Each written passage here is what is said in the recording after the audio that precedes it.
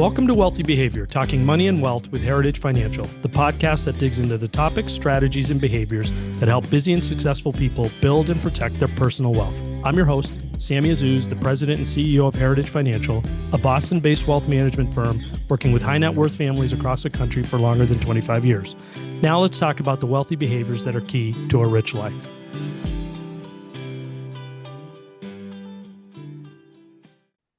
On this episode of the Wealthy Behavior Podcast, we have an extra special guest, Kyla, a writer and content creator who educates her audience on the human aspects of economics and markets through various platforms, including her excellent new book, In This Economy, How Money and Markets Really Work. Welcome to Wealthy Behavior, Kyla. Thanks a lot for joining us. Oh, thanks so much for having me. Yeah, absolutely. So when you were working on In This Economy, how did you explain the book to friends and family who didn't have your professional background or experience?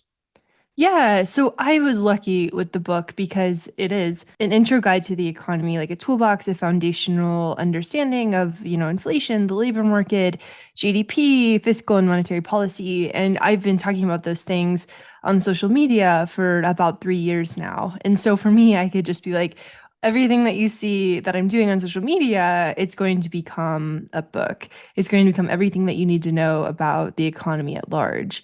And so that's how I explained it to people is like things that you hear about in the news. This is going to hopefully serve as a guide for you to understand headlines a little bit better. Yeah, so that's a great overview. What's so important about those topics for you? And you do have a passion for education that you talk about. Why is it important that you kind of help teach people these things? Well, I think economics education is pretty important in general. And so it's from a few different angles. Number one, we are the economy. Like all of us interact with the economy every single day, buying a cup of coffee, buying a house, experiencing the labor market, experiencing inflation. Like all of these economic things impact people directly, but we don't really have foundational economics education in school. And so the book was written hopefully to address some components of that. And there's also like very good economics books out there. Basic Economics by Thomas Sowell is a good example. Henry Hazlitt's Economics in One Lesson, another great example. But oftentimes those can be just a little bit inaccessible for a person who doesn't have a background in econ. And so there's 60 illustrations in the book. It's meant to be something fun, but it's also written in a language that hopefully feels accessible. And then point number two about why economics education is important is because if there's confusion about the world that you exist in, it's hard to make good decisions. It's hard to know when to buy a house. It's hard to know what's going on in the stock market, what's happening with cyclicality in the labor market. And so, it's coming at it from two angles. Number one, it's just important to understand the economy. But then number two, it's important to understand the economy so you can make better decisions about your economic circumstances. Yeah, and the book is definitely accessible. I did really enjoy it, and I think you kind of accomplished exactly what you set out to do.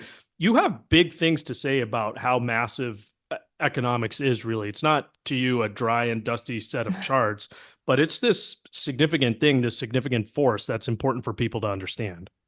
Yeah, definitely. I mean, I'm biased because I think it's really fascinating. And yeah, so number one, there's always a little bit of bias, but I think that, yeah, it's like I was saying, it's something that we all participate in. I think that there is a lot of value that comes from understanding the world around you and just making better decisions about your economic circumstances if you have access to that knowledge. I mean, I think oftentimes we put the burden on people to go and self-educate about the economy, which is extremely difficult to do. Like it's very wide ranging, especially like if you loop in stock market investing within that, right? And so the book is, yeah, just really meant to be hopefully a one-stop shop for people. I've heard that kids really enjoy it as well. But it's for all ages. And I just think that we do people a disservice by talking about the economy, but then not providing sort of a foundational way. I'm using the foundational word a lot because I think that's true. We just don't have a foundation for understanding the economy most of the time. So diving into the book, do you agree, in the foreword, Morgan Housel laid out that we haven't really seen the progress in finance and economics, and I think he meant more finance and economic understanding than we have in other areas of society. And if you do agree with that, why do you think that is? Yeah, I mean, I think that like number one, Morgan's amazing and like has written one of the best books about finance. And his book was about the psychology of money, right? Like it's all about the mindset behind the markets and education. And I think that mindset really does tie into why there hasn't been a lot of progress on understanding finance and economics, is because it is so big and it is so overwhelming, and people just kind of want to tune it out. And I get that. Like it is kind of a lot. And so I would definitely say that understanding of economics and finance has lagged behind. I think that in terms of finance, you see the rise of the retail investor, but oftentimes that will coincide with people like investing in GameStop, for example. And it's great that they're getting access to the markets, but there's probably a better way to approach education of markets than, gambling on a stock. I think it's the same thing with the economy. There's a lot of struggle with the words surrounding the economy. Like, what does it mean when inflation goes down? It's not prices going down, right? It's just prices not getting high as fast. It's There's a lot of confusion around GDP, a lot of confusion around the labor market, and so I do think that we have reached somewhat of a stagnancy in terms of economics education. And my final point here is that Milton Friedman produced a TV series called Freedom to Choose, which was a response to Joseph Galbraith's, I believe that's how you say his last name, The Age of Uncertainty, which was another broadcast series in the 1980s. And we have not had like a TV show like that about the economy and about economic circumstances since then.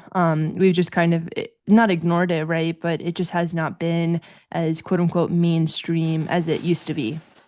So you introduce your readers early on to the concept of the vibe economy. What is it and what's important about it? Why did it lead off the book?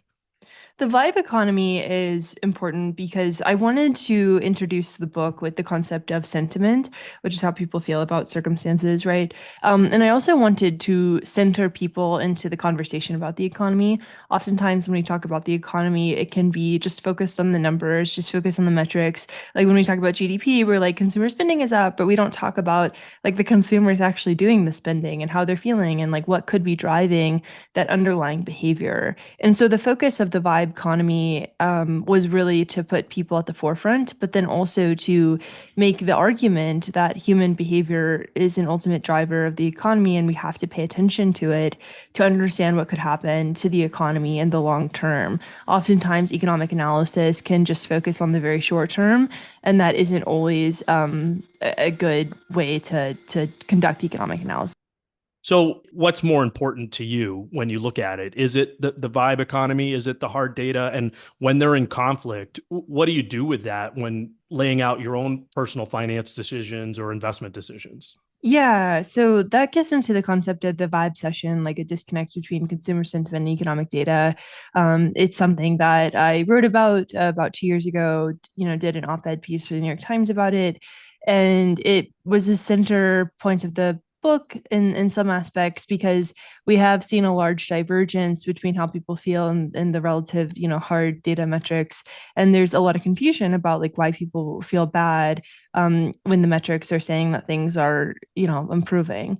And there's a lot of reasons why that could be: structural affordability. We have a housing crisis, elder care cost, childcare cost. For Gen X specifically, they're kind of getting squeezed on both ends, right? Like they have kids that they're still, paying for college for, and then they have aging parents. And that's not going to make you feel very good, even if inflation is going down. There's also issues with media headline, outsized negativity in media sentiment, just being quite problematic. For example, we had a CPI print that came in lower. We actually had deflation for the first time since May 2020, and there was a headline saying that inflation is going down, but that could make your trip abroad more expensive, which probably wasn't the best way to frame that, right? There's probably a different way to describe inflation going down and how it could help everybody. So that's two examples: structural affordability and media headlines, as to why there could be a divergence between consumer sentiment and economic data. But in terms of how I approach it, is one more important than the other? I think when you do economic analysis, you have to take everything into account. You have to look at why the divergence is happening. It's not that one is more important. It's just like, well, why is there a difference? And like, what is this difference actually telling us? Is it that the metrics aren't accurately capturing how people feel, which is definitely the case with metrics like GDP? or people just feeling like way worse than we expect them to, and what's going on there, right? Like what causes that. And so it's more just a story of the difference versus saying that one's more important than the other. That's where I spend most of my time, is in the gap.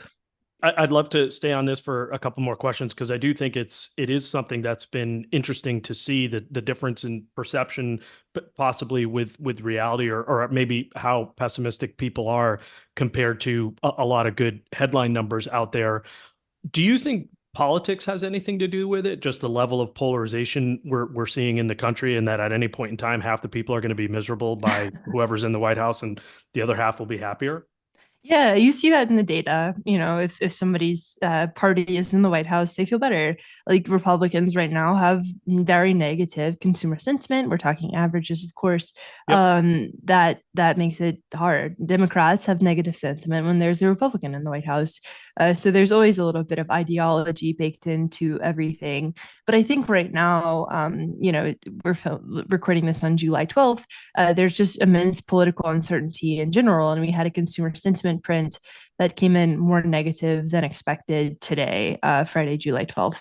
And so I think you can definitely point to just political uncertainty as a main driver. And also, if people feel like the politics of their nation are not perhaps taking care of them properly, like there's, of course, going to be an element of negative sentiment. And the really tough part is it goes back to messaging. So the Biden administration has achieved, and inflation has gone down. There have been serious achievements in terms of the CHIPS Act, the IRA, the IIJA, and a lot of those have been bipartisan in nature. But there's still worries of party lines, et cetera.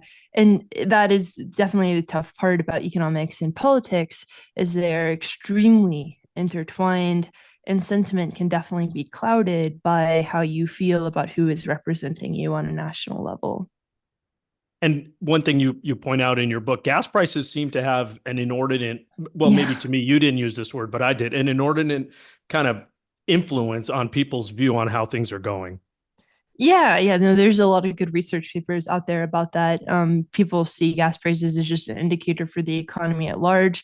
It's also something like America is a culture of car, and so people drive a lot. And gas stations have huge signs on roadways where they tell you what the price of it is. And so if you're driving along on your commute, that's pretty much the only price that you're seeing in such Hmm. blazoned letters. And so, of course, it's going to impact how people feel about economic circumstances. It's also a very visceral experience. You fill up the tank and you're like, okay, that was $70. And so, of course, people are going to absorb that and feel how they feel about economic circumstances. And then gas prices are just strange because they fall like a feather and rise like a rocket, is the Hmm. saying. So they take a long time to adjust to crude oil prices.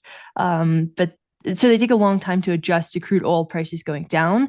But when crude oil prices go up, gas prices will basically immediately reflect that. And that is tough. It just takes a long time for them to go down. But gas prices are quite low right now. Gas prices being low was actually part of the reason that we saw a strong inflation print in the right direction. In the right direction. Yep. Not a strong like high Yep. inflation print, but a good inflation print. Yeah, we had a good number this week for sure. So pivoting a little bit to stocks, you talk about in the book George Soros's theory of reflexivity, which is, I guess, easier to read than to say, but basically a feedback loop between what people think and what actually ends up happening, which in turn changes the way that people think. And you use the internet bubble as an example to further explain the concept. Are you seeing parallels right now with the AI names?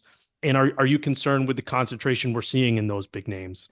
Yeah, we're in a bubble for sure with AI, but that's just like, every time you look at human behavior, then we get bubbly. There's a lot of excitement, and for the VC world, which is like private market specifically, they see something that could make them a lot of money, and for them, like moonshot bets are the way that they make money. And so you see a lot of private market money going into AI, but then you also see a lot of excitement around companies like Nvidia. Apple has an AI strategy, Microsoft has an AI strategy, and so there's a good Financial Times article talking about the magnificent 7 and how that a lot of those are driven by AI and AI hype. And if you at least up until the recent market rally, if you just pulled those companies out, the market was actually down on the year. However, we have seen a little bit of rotation now towards small caps. So you're seeing the market's doing what it's doing, but I definitely think that there is a bubble in AI. Sequoia and Goldman Sachs both kind of came to the same conclusion where they were like, listen, AI needs $600 billion in revenue in order to even begin to cover the expenses that it's incurred. If you calculate, OpenAI, Microsoft, Apple, all of the AI revenue is only about $100 billion. So you have a $500 billion gap right now in terms of revenue generating companies for AI. And I think a lot of people are looking at that and they're saying, okay, where is this money going to come from and where's the actual practical benefit of AI? Because consumer facing AI doesn't seem to be like people use ChatGPT and they use Claude and it's exciting, but it's maybe not taking hold in the way that people thought it would. I think we're still early. Like if you look at the internet bubble, there was, a predecessor to Airbnb that got shut down because it was just too early. So I do think AI will be a big part of our lives, but right now we're probably at the point where cynicism is setting in and people are not so comfortable with these lofty valuations. Which does connect, I think, a little bit to later on in the book when you talk about index investing. And I'm going to paraphrase. So if this is not how you would say it, please correct me. But it feels like what I took out of it, that, the decision for individual investors to index is rational because active managers have struggled to outperform their respective benchmarks, but that there's a loop if you have too much passive investing that Right. could be dangerous in the aggregate. Yeah. Mike Green of Simplify Asset Management has written a lot about this, sort of like passive becoming just a bloat because he does a much better job than I could describing it. But basically, it's like these companies that are already in the index get bloated up by just passive money, not by like actively choosing. And so, like, there's a lot of room for active management to keep the market diversified, to make sure it's not just like, the S&P. Yep. Yeah, so I would say, like, for most people, there's a lot of value and more passive, and you've just seen massive underperformance by most active managers, but it's healthy for the market to have both. I guess, how do you choose as an individual investor? Do you need to protect your portfolio from passive becoming too big, or is this more of a longer term thing and it's not necessarily your worry as long as there's enough active management out there to balance things out? I don't think you need to. Yeah, it's more just like the market kind of fracturing, which would take everybody down, right? It's Yep. very far away. It's hyperbolic in a sense. And so I don't think most people need to protect against the idea of passive, but concentration is the way to make wealth, and diversification is the way to preserve wealth. And so I think that's just like something to consider too, is like concentration in one name stocks. Like I believe if you invested in Nvidia 10 years ago, you would have like $15 million now. I probably got those numbers backwards, but you would have a ton of money. And that was just through like single name investing. If you did the index investing, you would still have a great opportunity, but there's a lot of value in single stocks. And that's where active managers try to have a leg up over passive. So some active managers do a great job. Just on average, they haven't. But I think an individual investor just has to think about that balance between concentration and diversification, not the rise of passive. Yeah, and I think, putting the two together, perhaps when the index becomes too concentrated, and I Right. don't know where the magic breaking point is, but Yeah, it does seem like maybe we're in an environment like that now. It definitely. could make sense to diversify, to protect against that concentration. You talk a lot about, well, you talk a lot about everything in this book, really, but the banking system and money. And one thing that came out of last year's banking crisis, to me anyway, is that too few people understand fractional reserve banking and its implications to them and their money. What advice have you shared with friends and family about how much money to keep in the bank and what type of accounts, and how to deal with a potential SVB in their own lives? Yeah, no, I think SVB made everybody very aware of FDIC limits. $250,000 is the max that the FDIC will insure, right? And so I think that was a big wake up call for people, and you just kind of have to have money across multiple bank accounts if you have money over $250,000. And so I think that was definitely the big lesson from that time. And I think also just that the importance of like risk with banks. So like post SVB, you saw a lot of money begin to flock to like JP Morgan because people wanted a safer bank. And JP Morgan just reported earnings and they're doing great. And so like that's separate than like what I tell people, but you do see sort of the aftermath of poor risk management as well as maybe a misunderstanding of those depositors of deposit insurance and the benefit towards big banks because of that misunderstanding. And I think at least anecdotally, a lot of money flowed into money markets to Mm-hmm. capture higher yields, while bank deposits weren't yielding much compared to where those rates are. Do you have concerns with money markets? And are they a safe place kind of to park your cash compared to an FDIC option? Yeah, I mean, I think a lot of people end up using those at like a higher level. I don't really see them as a point of concern. I know a lot of people do, and I'm not perhaps knowledgeable enough on the intricacies of money markets to comment directly. But I think it works for some people. So, Yeah, so great. I appreciate that. One thing that really jumped out from the book that to me was counterintuitive was this idea that the US dollar is the only real inflation hedge that there is. And I was hoping you could dive into that a bit and maybe explain as a basic point for listeners why that would be potentially counterintuitive, and then why it isn't and it makes sense. yeah, yeah. So there, that was from a study that was basically like the U.S. dollar is probably going to be your best bet against inflation, and that is mostly because it's just able to protect against inflationary pressures a little bit better. The intricacies I explain a little bit more in the book, but yeah, it's just a way for people to get exposure to the U.S. In an inflationary environment that tends to work out well. So you then go into uh, spend some time addressing something that we hear every now and that's the concern that the U.S. dollar could lose its reserve currency status. And I think you conclude that it's a definite maybe, but it might look a little bit different. Is that something people should worry about?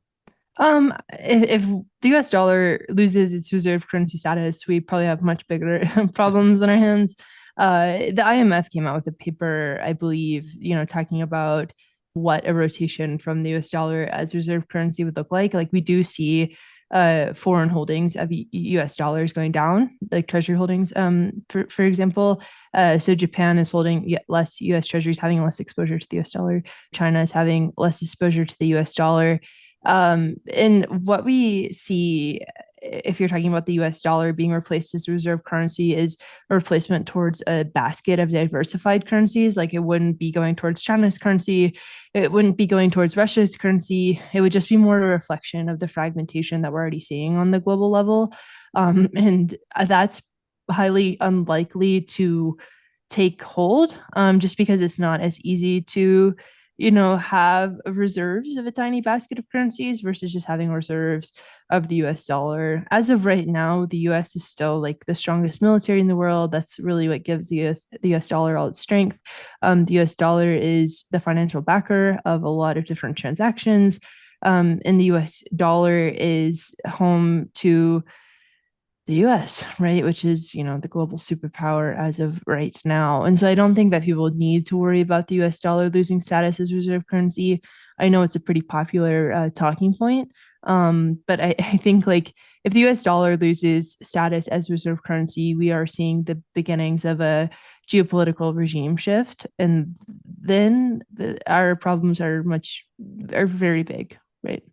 Yeah, no, I think, and that's great. And you go into it in very good detail in the book, and I would encourage people to definitely check that piece of it out.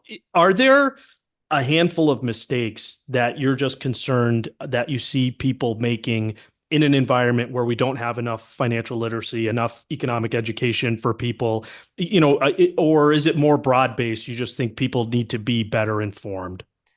We live in sort of the post-truth society, right? Like people don't want to believe certain data points and they feel lied to, they feel mistrusted. Um, and so I think in order to rebuild a system and make it better, you have to understand how the system works. You have to understand where the data comes from. And you can't just like point to everything and be like, they're lying. You have to sort of be like, well, why would they be lying? Or like, how can I prove that there's a lie here? And so I think that's like the biggest thing that I see with economics in general is that there's a lot of distrust, a lot of fabrication from people who don't want to see the data. And that's kind of what I worry about and think quite a bit about. But then I think also like you have first time home buyers that are like, I didn't know that property taxes would be so high, or like insurance costs would be so high. Auto loans, I used to sell cars, and you had people getting into 84 months loans, and that's financially devastating. And so I think it's just like these transactions and then just a broader sort of like misinformation going on. But the thing with the economy is that it's just important to have that baseline knowledge of it, because then you understand the headlines, like you understand if something is not true, and then you can sort of have a better knowledge about how to build wealth outside of owning a home. You have a better knowledge of like what a good car payment would look like. You have better knowledge of how to budget, and I think all of those things can really help people. Yeah, and I think this starts us down the path of the question I wanted to take us out on. There's a chapter that's late in the book that you wrote, and you wrote that it was very hard to write, but also very important and clearly a topic that is meaningful to you, and that's problems with the economy, which eventually leads to a discussion of fixes and opportunities. I'd love for you to wrap up our conversation today by walking us through why that chapter was hard to write and why it meant so much to you. It's always hard to talk about problems.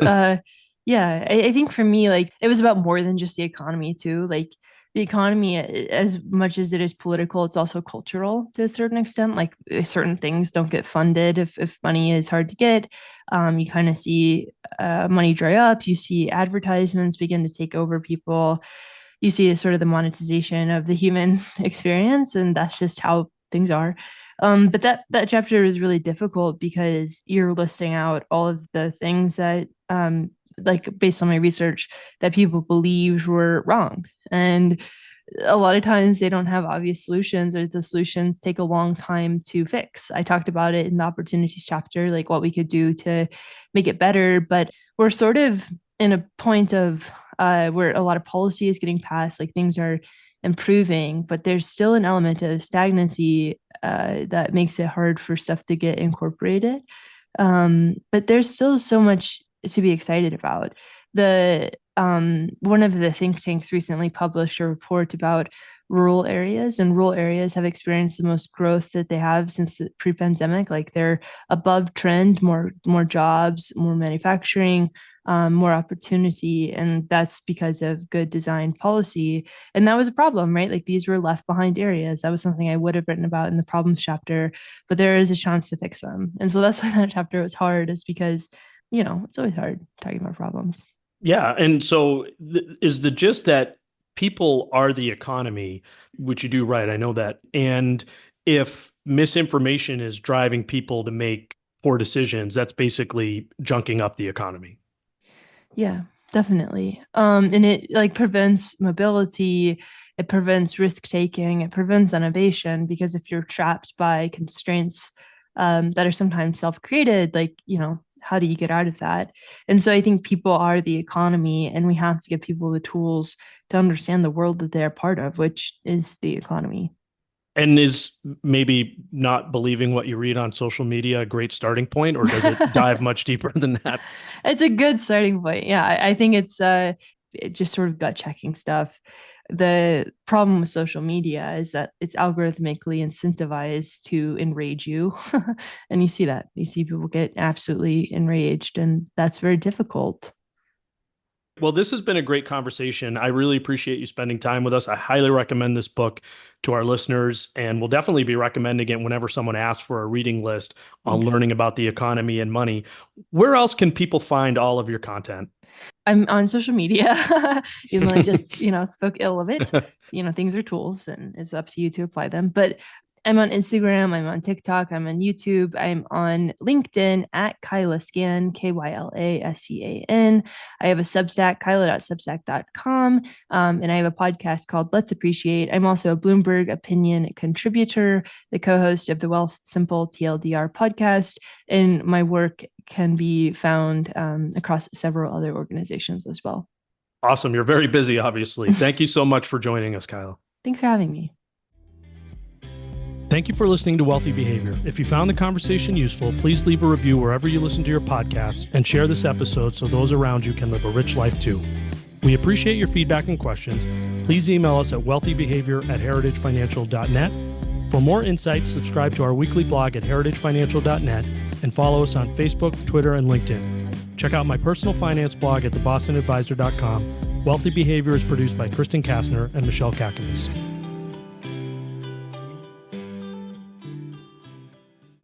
This educational podcast is brought to you by Heritage Financial Services, LLC, located in the greater Boston area. The views and opinions expressed in this podcast are that of the speaker, are subject to change, and do not constitute investment advice or a recommendation regarding any specific product or security. There is no guarantee that any investment or strategy discussed will be successful or will achieve any particular level of results. Investing involves risks, including the potential loss of principal. There has not been and will not be any compensation exchanged between Heritage Financial Services and podcast guests or recommended resources.